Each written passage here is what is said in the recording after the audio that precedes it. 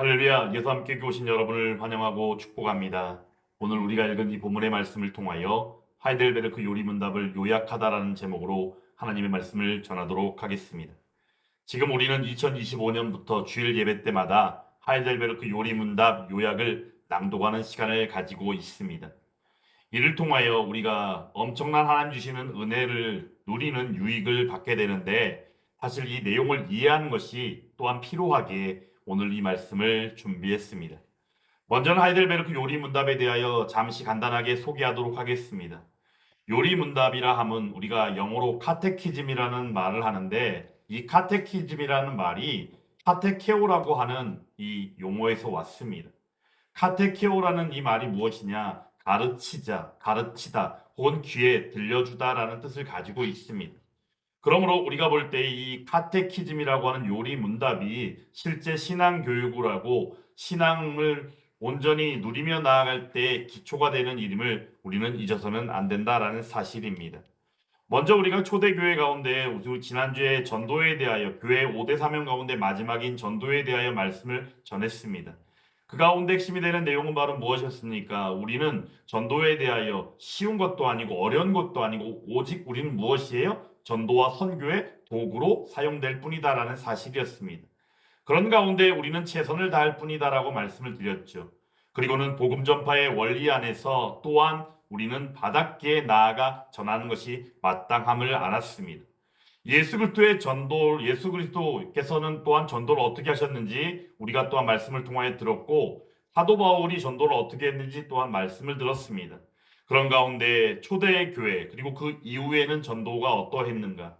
실제 말씀을 전한 바 그때 그 당시 사실의 환경 가운데에서 가정이 중심이 되는 교회로서 예배의 역할을 감당하였고, 또한 그 가운데에 박해와 환란이 가득한 가운데서의 전도가 초대교회요 그 이후의 전도였다고 말씀을 드렸습니다.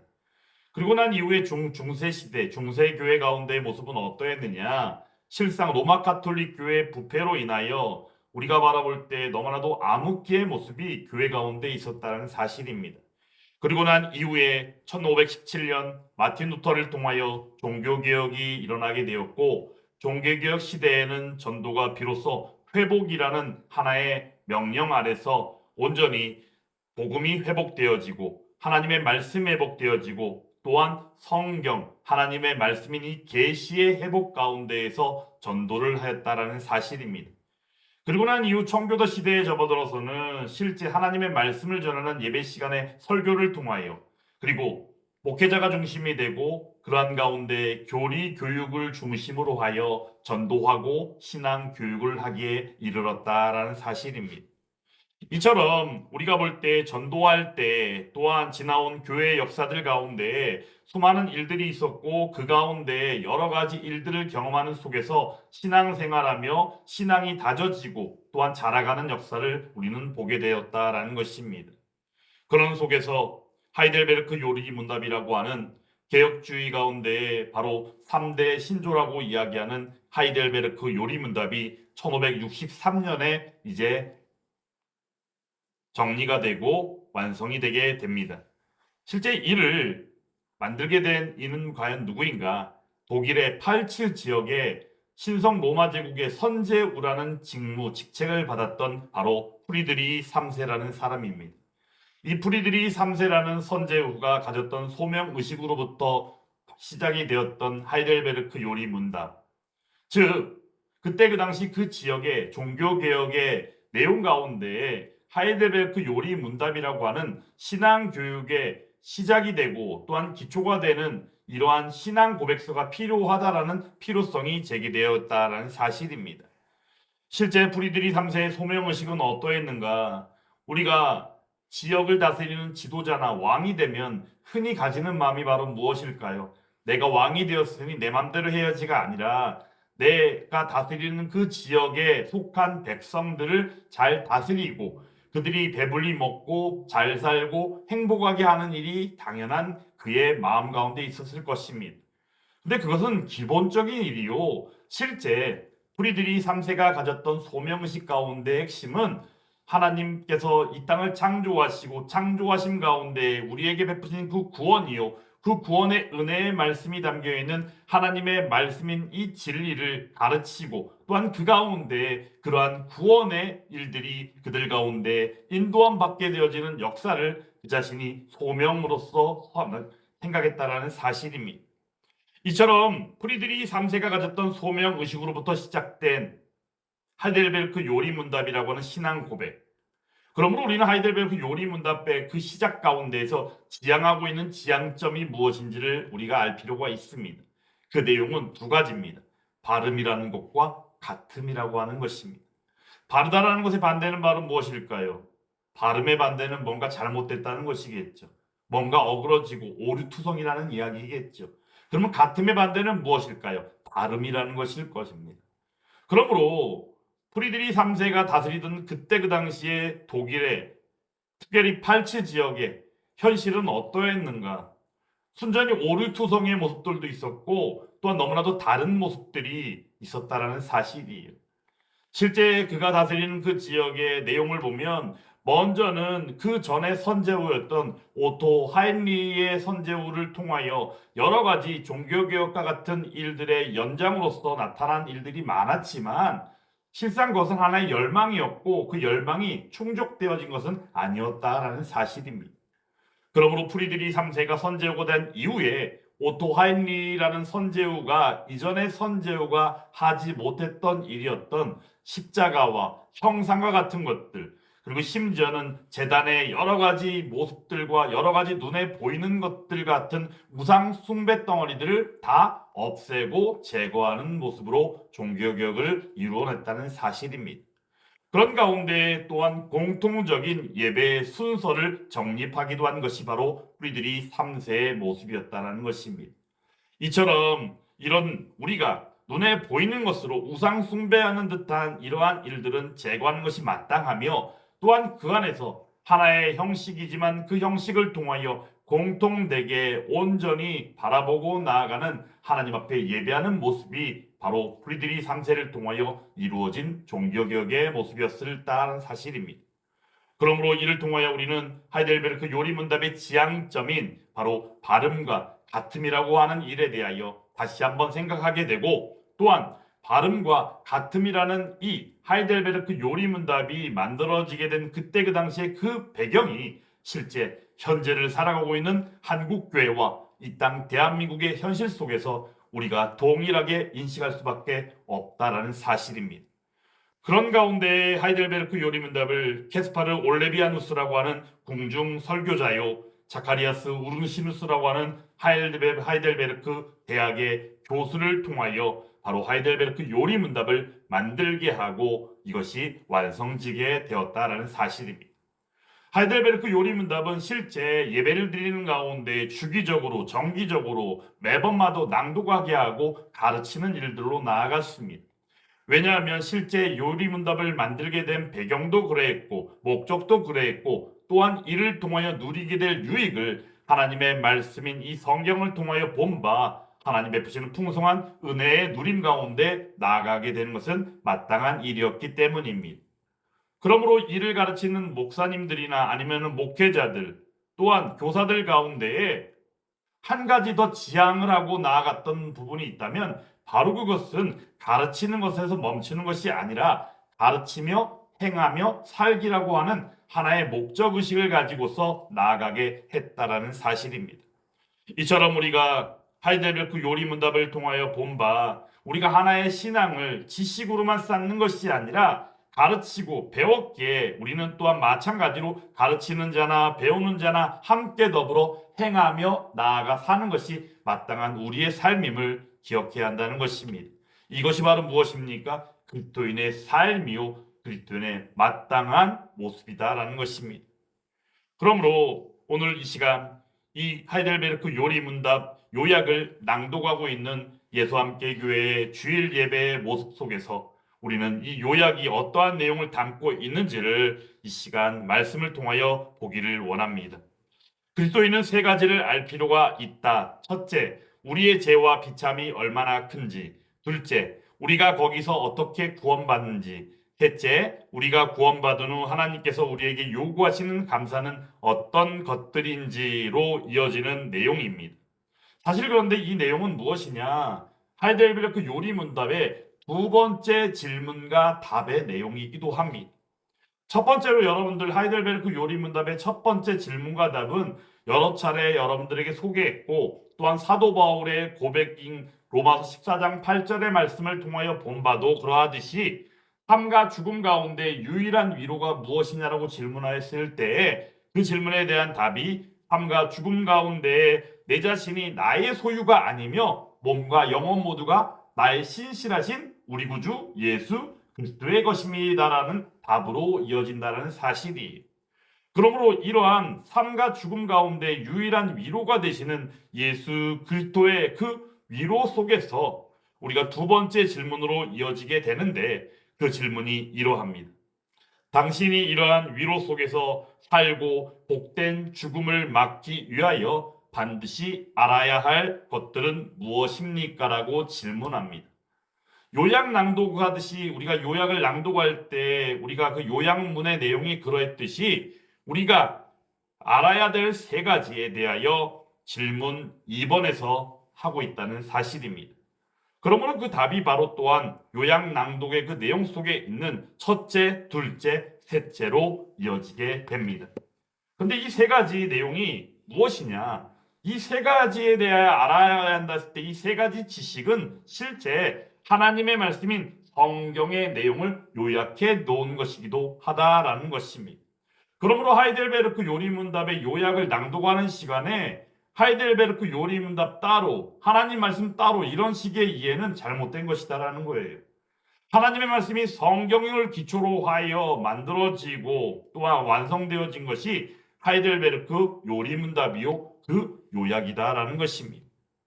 그러므로 우리는 이 성경의 바로 세 가지 지식을 성경의 3대 구조로서 이 세 가지 지식을 정리하여 보게 된다라는 것입니다.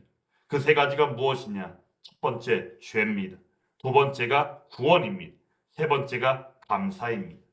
그러므로 그리스도인이 알아야 될 세 가지의 그 1, 2, 3에 해당되는 것이 죄요, 구원이요, 감사로 이어진다라는 사실입니다. 그런데 129문항으로 이루어진 하이델베르크 요리문답에서조차도 1번부터 2번 질문인 서론을 빼고 난 나머지 3번부터 전체 129문항에 이르는 바 이것을 세 가지로 구분하여 죄, 구원, 감사의 이 구조로 또한 이루어져 있다라는 사실입니다. 그리고 또한 이것은 바로 오늘 본문의 말씀에 해당되는 로마서, 즉 로마서의 구조와도 비슷하게 전개된다는 것을 우리는 보게 된다는 거예요. 로마서의 시작에서는 실제 처음 부분에서 로마서를 소개하는 내용이 나오고 바로 이어지는 내용 속에서 이방인이나 유대인이나 모두 정죄된 죄인이라고 얘기하며 그들의 비참한 상태에 대하여 말하는 것을 로마서 1장부터 3장에 이르는 내용을 통하여 보게 됩니다. 그리고는 그 속에서 우리는 보게 되는 말씀이 있다면 몇 가지 소개해 보겠습니다. 로마서 3장 9절에서 12절 말씀 속에서 이렇게 말씀합니다. 너무나도 우리가 잘 알고 있는 말씀이죠. 유대인이나 헬라인이나 다 죄 아래에 있다고 우리가 이미 선언하였느니라 라고 말씀합니다. 그리고는 기록된 바 의인은 없나니 하나도 없으며 깨닫는 자도 없고 하나님을 찾는 자도 없고 다 치우쳐 함께 무익하게 되고 선을 행하는 자도 없나니 하나도 없도다라고 말씀합니다. 내용인 즉슨은 결국 바로 무엇입니까? 모든 사람이 죄를 범하였음에 모든 사람이 죄인이라는 거예요. 그러므로 마땅히 하나님의 형상대로 지음받은 인간 사람의 모습 속에서는 하나님의 영광 가운데 함께함에도 불구하고 아담의 원죄를 통하여 본 바 모든 사람이 태어날 때부터 죄인이므로 다윗조차도 시편 51편의 말씀을 통하여 고백하게 되었다는 사실입니다. 내가 제약 중에서 출생하였으며 어머니가 태중에서 제중에서 나를 잉태하였나이다 라고 말씀한다는 것입니다. 그러므로 어머니 뱃속에 있을 때부터 죄로 말미암아 죄인된 아담의 원죄를 통하여 죄인된 상태로 태어난 다윗. 그의 고백 속에서 본 바 또한 로마서 3장 23절 방금 전에 읽어드린 말씀처럼 모든 사람이 다 죄를 범한 죄인이라는 사실입니다. 그러므로 우리는 이 속에서 이 죄의 삭시 무엇인지를 분명히 다시 한번 기억할 필요가 있습니다. 로마서 6장 23절 말씀에서 죄의 삭은 무엇이다? 사망이요 라고 말씀한다는 사실이. 그러면 우리는 죄로 말미암아 죽을 수밖에 없다는 것입니다. 죄로 말미암아 죄와 사망의 길로 갈 수밖에 없다는 사실입니다. 그런데 이러한 사실들을 어떻게 합니까? 죄와 비참에 대한 하이델베르크 요약 1번에서는 그 내용을 이렇게 소개하고 있습니다. 우리가 주일 예배 때마다 낭독하고 있는 내용 가운데 그 내용을 서술해 놓은 첫 번째 내용입니다. 우리의 죄와 비참함을 우리는 하나님의 율법에서 아는데 거기에 하나님과 우리 이웃에 대한 완전한 사랑이 요구되었다라는 내용입니다. 여기서 우리가 주목할 부분이 있다면 우리의 죄와 비참에 대한 내용입니다. 그리고 이것을 우리는 하나님의 율법에서 안다는 것이에요. 그리고는 이어지는 내용이 하나님과 우리 이웃에 대한 완전한 사랑이 요구되는 것. 이게 바로 뭐예요? 하나님의 율법인 십계명의 주 내용이기도 하다라는 것입니다. 그러므로 죄의 삭시 사망이며 모든 사람이 죄를 범하였으므로 하나님의 영광에 이르지 못하는 그러한 상태 가운데에 바로 우리들 자신이 태어날 때부터 죄인 되었음을 알게 되어지는데 그 알게 되어지는 배경이요 알게 되어지는 그 도구가 바로 무엇이냐? 율법을 통하여 알게 된다라는 사실입니다. 흔히 하나님께서는 율법을 주실 때 무엇을 주셨습니까? 하나님의 선물로 이스라엘 백성들에게 모세를 통하여 주셨습니다. 십계명 두 돌판에 새겨주신 그 하나님의 율법. 그러므로 하나님의 율법은 실제 로마서 7장에서도 그 율법의 본래 모습이 본래 그 율법이 어떠한 것인지에 대해 소개할 때에 이로 보건대 율법은 거룩하고 계명도 거룩하고 의로우며 선하도다라고 말씀하고 있다는 사실입니다. 이것이 바로 하나님의 율법의 본래 모습이었다는 것이. 그럼에도 불구하고 이 율법이 어떻게 합니까? 율법이 사람들을 통하여 사람들에게 접해지고 나니 그것이 하나님 오히려 그들에게는 하나의 속박이 되고 그것을 지키기 위하여 애쓰는 하나의 굴레가 되어버렸다는 사실입니다. 실제 하나님께서 이스라엘 백성들에게 율법을 주신 원래 이유는 그렇지 않습니다. 거룩하고 의로우며 선하기 때문에 하나님의 백성으로서 하나님의 백성답게 살게 하기 위하여 그 율법을 주신 것입니다. 근데 그것에 대하여 인간들의 교만함 그리고 인간들의 잘못된 인식과 인간들의 잘못된 판단과 사고함을 통하여 그들에게 오히려 그 율법이 굴레가 되고 속박이 되는 일들로 나아가게 됐다라는 사실입니다. 실제 하이델베르크 요리 문답의 세 번째 문답에서는 그러함으로 당신의 죄와 비참함을 어디로부터 알 수 있느냐라고 질문함을 통하여 하나님의 율법으로부터 알 수 있습니다라고 답을 한다는 사실이에요. 여기서 이 비참이라고 이야기하는 거, 그 용어를, 내용을 좀 우리가 이해할 필요가 있습니다. 죄는 먼저 무엇입니까? 하나님께서 가장 싫어하시는 것, 가장 미워하시는 것. 결국은 죄는 바로 무엇이냐? 하나님을 등지는 것을 말하는 거예요.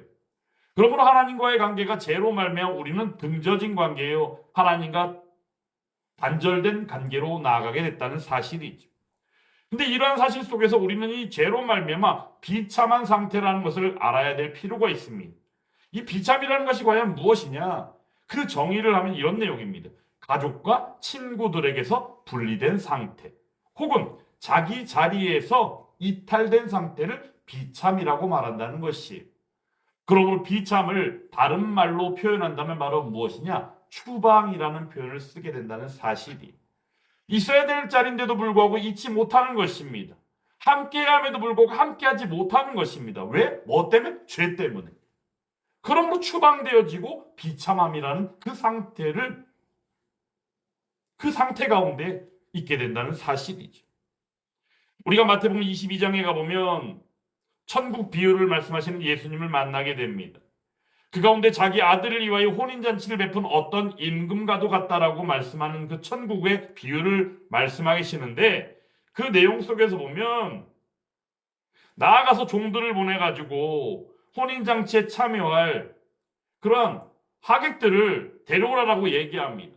나가보니까 막 거부하고 심지어는 보낸 종들을 죽이는 자들도 있고 말도 아닌 거예요. 그러니까 이 임금이 결국에는 어떻게 합니까? 누가 되었든 간에 나가서 만나는 사람 데리고 오라고 그럽니다.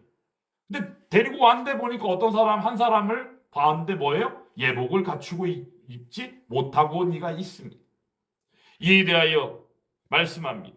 마태복음 22장 12절 13절 말씀입니다. 이르되 친구여 어찌하여 예복을 입지 않고 여기 들어왔느냐 하니 그가 아무 말도 못하거늘 임금이 사람들에게 말하되 그 손발을 묶어 바깥 어두운 데에 내 던지라. 거기서 슬피 울며 이를 갈게 되리라 하니라 라고 말씀하고 있다는 사실이, 여기 중요한 부분, 바깥 어두운 데 내 던지라, 있어야 될 자리에서 벗어나게 되는 것이죠. 이탈하게 되어지는 것이죠. 결국에 거기 있는 그의 상태는 어떠합니까? 슬피 울며 이를 갈게 되어지는 모습. 이것이 바로 비참의 모습이다라는 사실입니다. 뭐 때문에? 죄 때문에. 죄로 말미암아 비참한 상태가 이러하다라는 것이에요. 그런데 이러한 일들을 하나님의 율법을 통하여 알게 된다는 것입니다. 모세를 통하여 이스라엘에게 주신 십계명의 실제 내용은 어떠하다고요? 하나님께서 백성들을 온전히 하나님의 말씀 가운데 하나님의 말씀에 순종함을 통하여 하나님의 기쁨이 되고 하나님이 보시기에 합당한 모습으로 살아가게 하기 위하여 율법을 주셨다라고 말씀드렸습니다. 그러므로 예수님조차도 마태복음 22장의 말씀을 통하여 주신 바 무엇이라 말합니까? 첫째도 하나님을 사랑하는 것이고 그 둘째 되는 것도 첫째와 같다라고 말씀하시며 이웃 사랑을 말씀하시는 것을 보게 된다라는 것이에요. 그러므로 하나님을 사랑하는 가운데 이웃을 사랑하는 바, 이 완전한 사랑의 모습이 결국에는 하나님의 율법 가운데 요구되어지는 모습임을 우리는 잊어서는 안 된다라는 것입니다. 그런데 이 율법을 통하여 바로 죄와 비참함을 우리가 알게 되어진다라는 사실입니다. 두 번째 내용은 이제 구원에 대한 내용입니다.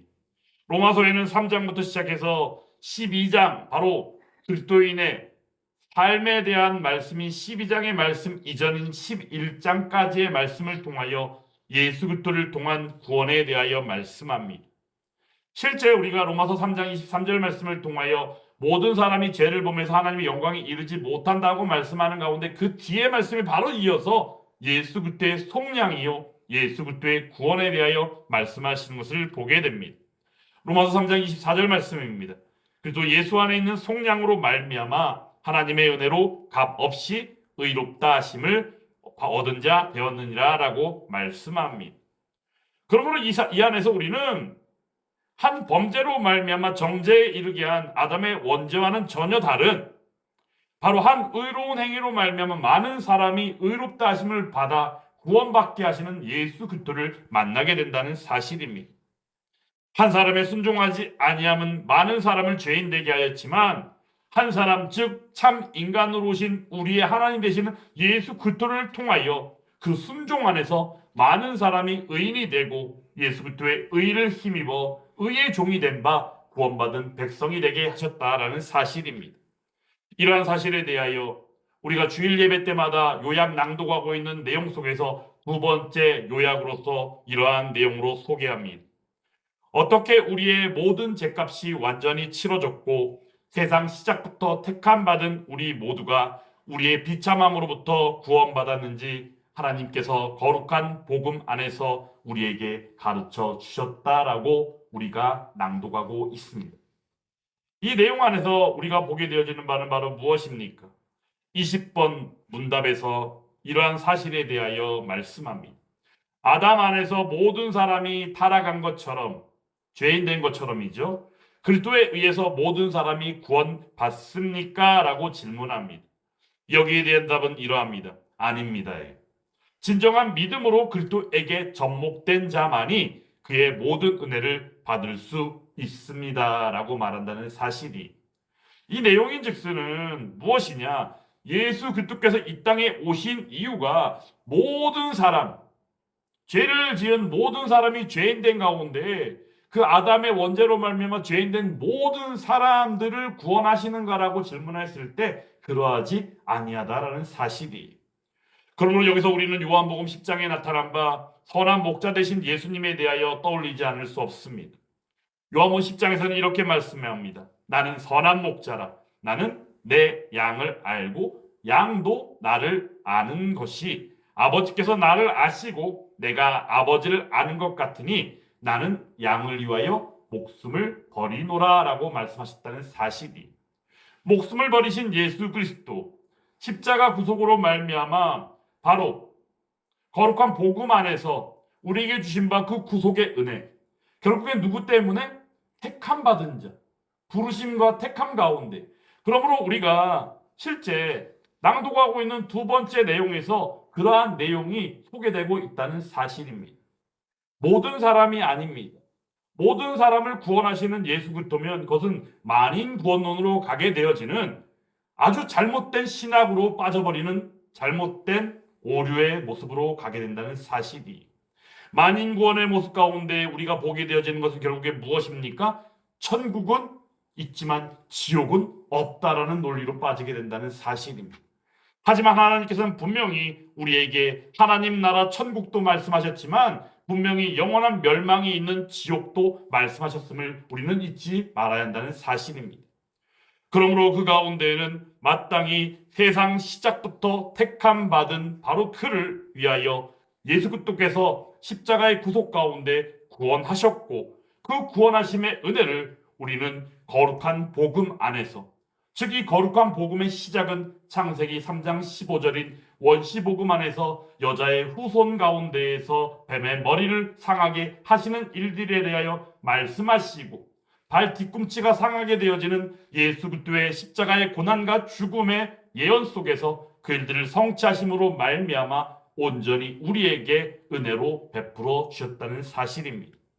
이러므로 말미암아 우리는 마태복음 22장 아까 전에 말씀드렸던 그 혼인잔치를 베풀었던 그 아들을 위하여 혼인잔치를 베푼 임금의 천국은 마치의 그 천국 비유의 예수님의 가르침 속에서 우리가 한 가지 말씀을 기억할 필요가 있는 바, 그 내용이 바로 마태복음 22장 14절 말씀에 있는 청함을 받은 자는 많되 택함을 입은 자는 적으니라 라는 말씀이다라는 사실입니다. 그러므로 이 시간 예배를 드리고 있는 저와 여러분들은 청함을 받은 자 그 많은 숫자 가운데가 아니라 택함을 입은 자 된 예수 그리스도의 구속의 은혜로 말미암은 바로 성도임을 이 시간 기억할 수 있기를 주님의 이름으로 축원합니다. 그런 가운데 세 번째, 이제 감사에 대한 내용입니다. 로마서에서 이제 12장부터 시작하여 끝나는 부분까지 이르러 그리스도인의 삶을 통한 바로 감사에 대하여 말씀하고 있습니다. 서두 로마서 12장 1절 2절에서 이렇게 말씀합니다. 너희 몸을 하나님이 기뻐하시는 거룩한 산 제물로 드리라. 이는 너희가 드릴 영적 예배니라 라고 말씀합니다. 거룩한 산 제물로 드리는 것, 즉 예수 그리스도로 말미암아 구원받았기에 나아가 그들은 어떻게 해야 돼요? 하나님의 율법 안에서 마땅히 거룩함으로 살아가야 한다는 사실이에요. 그런 가운데 영적 예배의 모습을 그들은 그 안에서 하나님 앞에 드리게 되는 것이지요. 그리고 2절의 말씀을 통해서는 이 세대를 본받지 말고 오직 마음을 새롭게 함으로 변화를 받아서 하나님의 선하시고 기뻐하시고 온전하신 뜻이 무엇인지 분별하도록 하라라고 말씀하십니다. 내용인즉슨은 바로 성령 하나님으로 인하여 역사되어지는 삶을 말하고 있다는 사실입니다. 그 가운데는 새롭게 함의 변화가 있습니다. 그리고는 선하시고 기뻐하시고 온전하신 뜻을 분별하는 그러한 은혜를 성령의 역사를 통하여 누리게 된다라는 것입니다. 그리고는 로마서 13장에서는 그들의 삶에 대하여 말씀하며 이러한 말씀을 주십니다.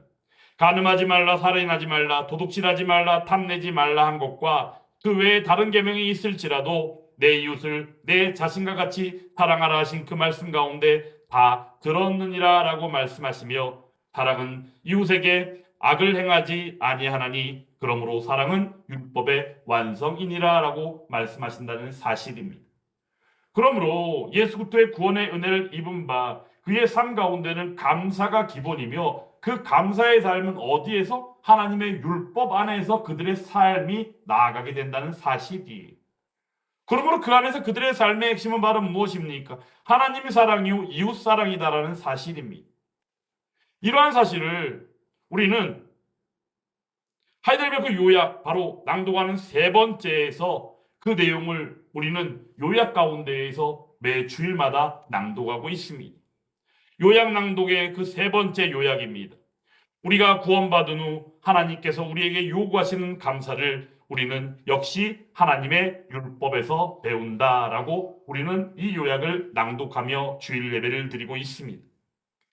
이 요약에 대하여 실제 하이델베르크 요리문답에 감사에 대한 해당하는 세 번째 구조에서의 시작인 86문답에서는 이러한 질문과 답으로 우리에게 가르쳐 주십니다.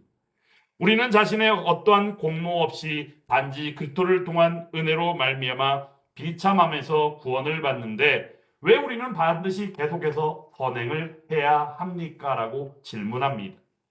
여기에 대해서 답이 긴 내용으로 전개가 되는데 그 내용을 잠시 여러분에게 정리해서 소개해드리면 그리스도께서 자신의 피로 구속하시고 구원하셨다라는 사실이 그리고 성령으로 변화되어서 하나님의 백성을 닮아가는 즉 성화의 삶을 살게 하신다라고 말씀합니다.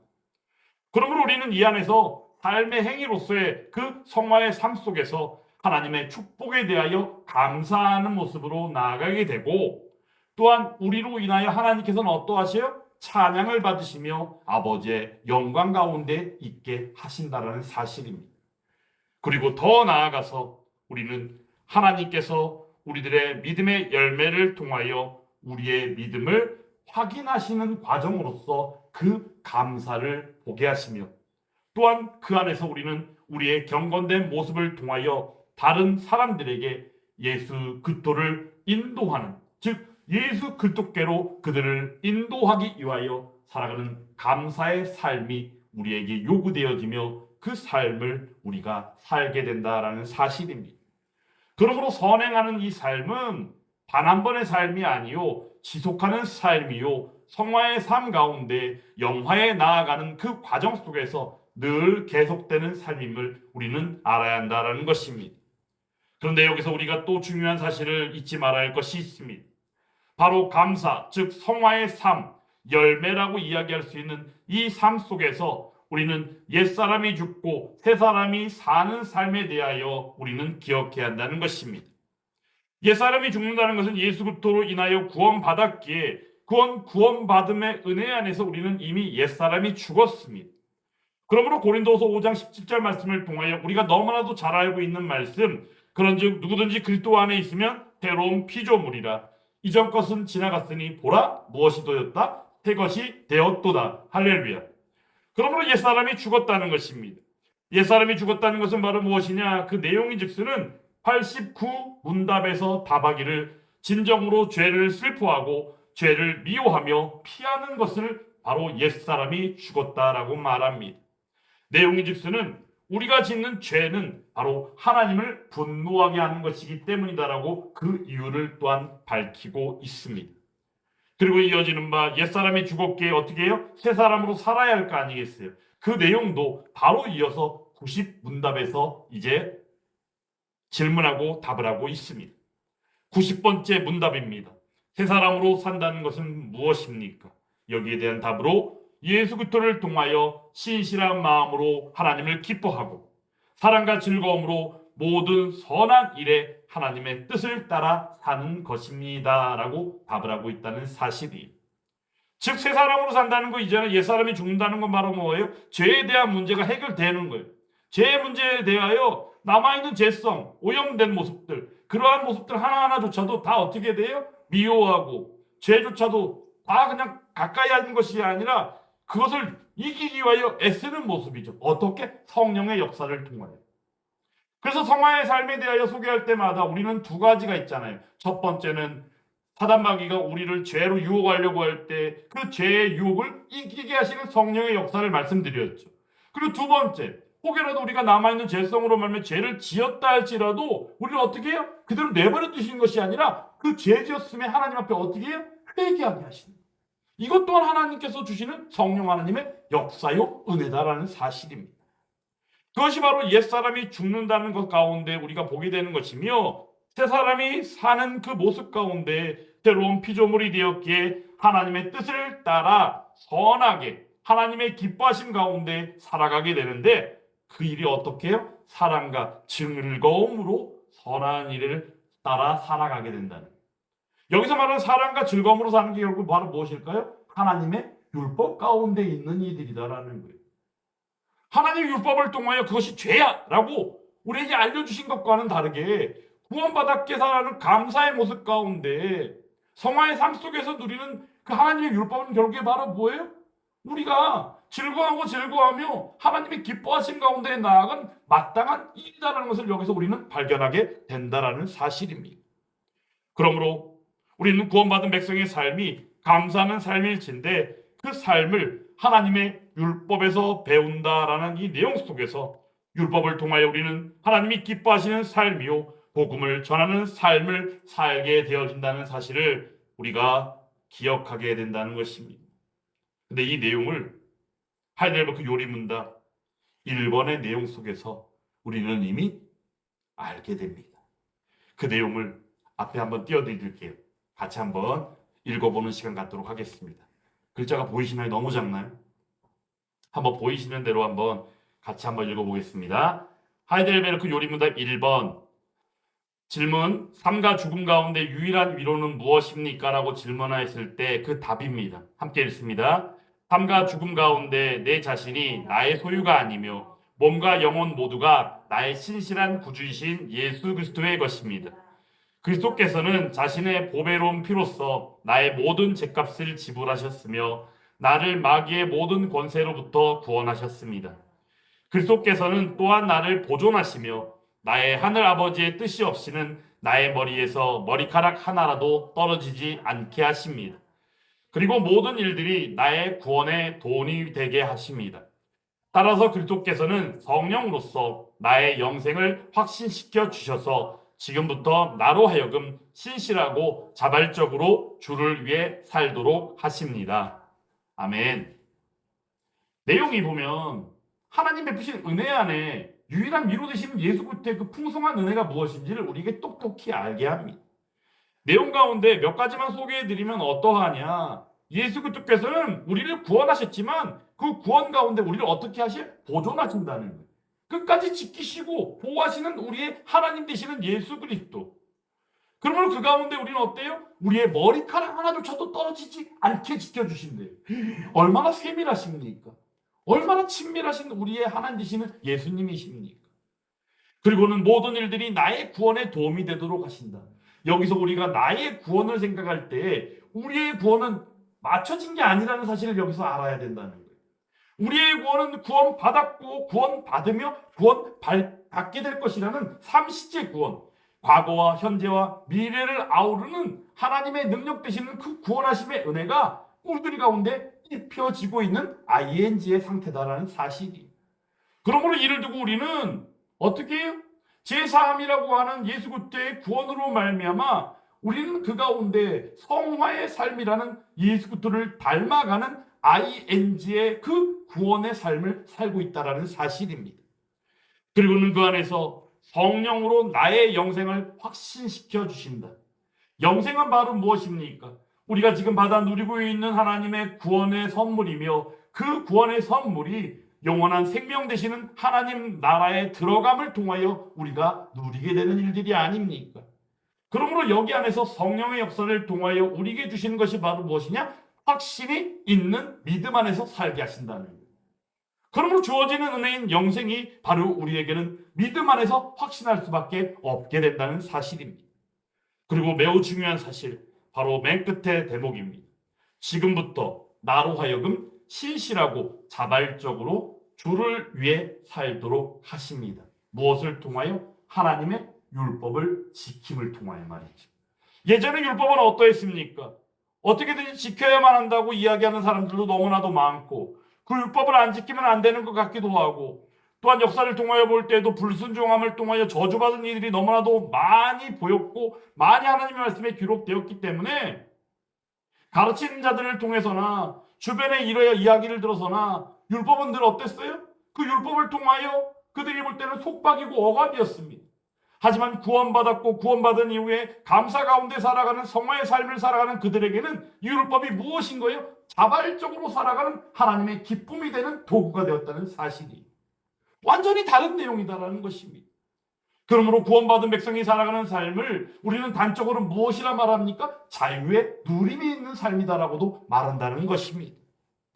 그러므로 이러한 사실을 기억하며 함께하는 저와 여러분들이 다 될 수 있기를 간절히 주님의 이름으로 축원합니다. 이제 오늘 본문의 말씀을 잠깐 보겠는데요. 로마서 7장 24절에서는 사도 바울이 고백하고 있는 내용입니다. 오라 나는 곤고한 사람이로다. 이 사망의 몸에서 누가 나를 건져내랴. 우리 주 예수 그리스도로 말미암아 하나님께 감사하리로다. 그런즉 내 자신이 마음으로는 하나님의 법을, 육신으로는 죄의 법을 섬기노라라고 말씀하고 있습니다. 실제 오늘 로마서 7장 24절 25절 이 짧은 말씀 안에 하이델베르크 요리 문답 요약 내용이요, 하이델베르크 요리 문답에서 말하는 죄, 비참, 구원, 은혜, 감사, 성화, 열매라는 이 세 가지 구조가 동시적으로 다 들어있는 말씀이 오늘 이 바울의 고백 가운데 있다는 사실이에요. 나는 곤고한 사람이다. 여기서 이 곤고라는 표현을 다른 말로 바꾼다면 비참이라는 표현으로 바꿀 수가 있습니다. 왜냐하면 태어날 때부터 죄인 되었고 죄인의 삶을 살아가고 있기 때문이다라는 것이, 그러므로 나는 곤고한 사람은 죄인된 비참함을 살아가는 죄인의 모습임을 우리는 잊어서는 안 됩니다. 그리고 이어지는 이 사망의 몸에서 누가 나를 건져내랴, 이 내용 속에서 죄인의 상태로 그대로 있는 것이 아니오 창세기 3장 15절의 말씀을 통하여 우리에게 주신 바 복음에 약속된 원시 복음 속에서 우리에게 예언하신 바 그 내용을 통하여 바로 하나님의 구원이 왜 필요한지에 대하여 말씀하고 있다는 사실입니다. 구원의 필요성, 사망의 몸에서 건짐을 받아야 할 거 아니겠습니까? 이어지는 내용입니다. 우리 주 예수 그리스도로 말미암아 우리를 구원하신 예수 그리스도를 여기서 만나게 되는 것이죠. 우리를 구원하신 구원자는 오직 누구밖에 없어요? 예수님밖에 없다는 사실입니다. 그분은 참 인간으로 오셨으며 참 하나님 되신 우리의 하나님이십니다. 그리고 그분은 우리의 구원자라는 사실이에요. 그리고 이어지는 내용, 하나님께 감사하리로다. 이 내용을 통하여 구원받았기에 예수 그리스도로 말미암아 구원받은 백성으로서 그가 살아가는 삶은 어떤 삶이다? 감사의 삶이다. 감사는 성화의 삶을 말합니다. 예수 그리스도를 닮아가는 삶을 말하는 것이에요. 그러므로 이 안에서 우리가 또한 한 가지 발견하게 되는 것이 바로 성화의 삶을 살아갈 때 현재의 모습에 직면하고 있는 바울의 고백을 만나게 된다는 사실입니다. 그런즉 이후의 말씀 같이 한번 읽어볼까요? 그런즉 내 자신이 마음으로는 하나님의 법을, 육신으로는 죄의 법을 섬기노라. 아멘. 내용의 즉선은 바로 무엇이냐? 성화의 삶을 살아가고 있기는 하지만 나는 예수 그리스도로 말미암아 구원받아서 나는 하나님이 기뻐하시는 성화의 삶을 살아가고는 있지만 늘 하나님의 법을 따르기 위하여 마음으로는 늘 믿음으로 고백하고 있지만 육신으로는 어떻게 해요? 죄의 오염으로 남아있는 죄성 때문에 어떻게 해요?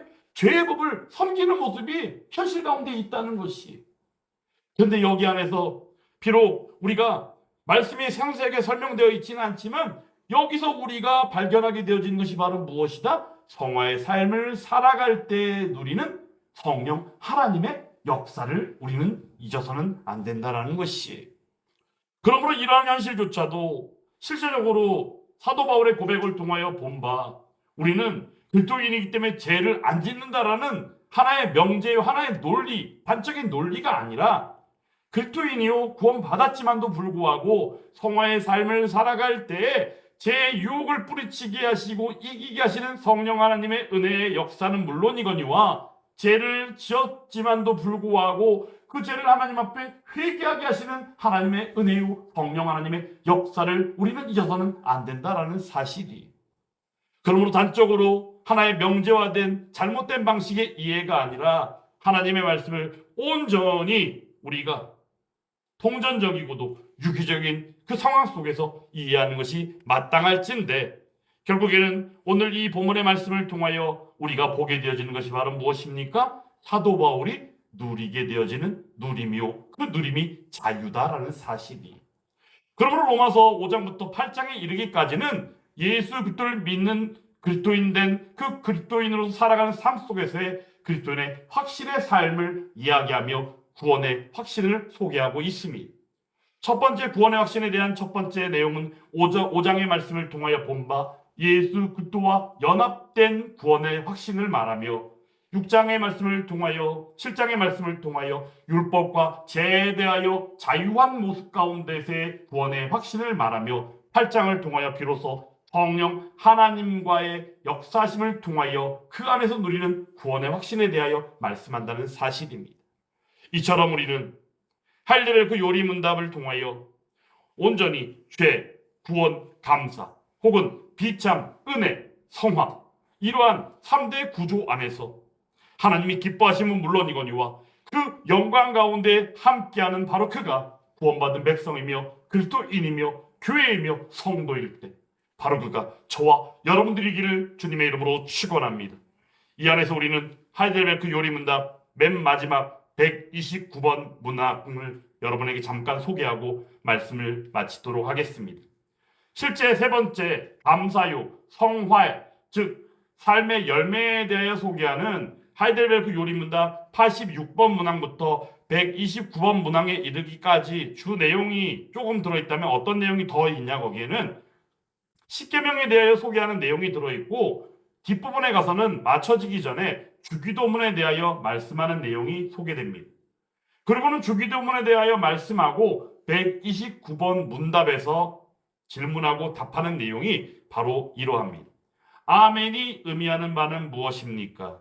이랬을 때 아멘이란 이것이 진실로 그리고 확실하게 될 것이라는 의미입니다 라고 맞춰지고 있다는 사실이 실제 이것은 주기도문에 대하여 소개하고 주님 가르쳐 주신 기도를 통하여 우리가 드리는 기도에 대해서 이해하는 내용으로 아멘이 의미하는 바에 대하여 질문하고 답하는 것으로 하이델베르크 요리문답이 맞춰지긴 하지만 저는 개인적으로 하이델베르크 요리문답의 맞춰짐이 아멘이라는 것을 우리가 예배를 드릴 때 하나님의 말씀을 들을 때 아멘으로 화답하는 것과 마찬가지로 우리가 가르치고 배우는 현장 가운데 하나님의 말씀인 진리를 접함 속에서 우리의 마침이요 화답이 아멘이라는 사실을 동기화해서 그 안에서 하이델베르크 요리문답을 이 마지막 질문과 답을 이해하고자 합니다.